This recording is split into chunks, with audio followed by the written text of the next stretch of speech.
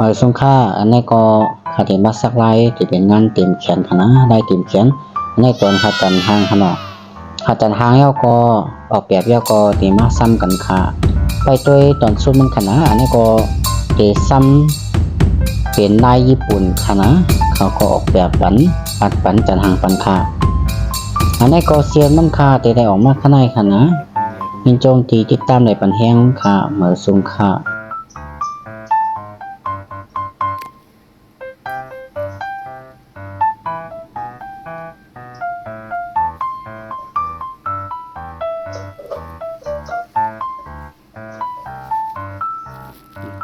กับไปลิมนะไปลิมกันนะลิมแล้วเลยลิมเลยขึ้นลิมมาขึ้นเลยลิมเลย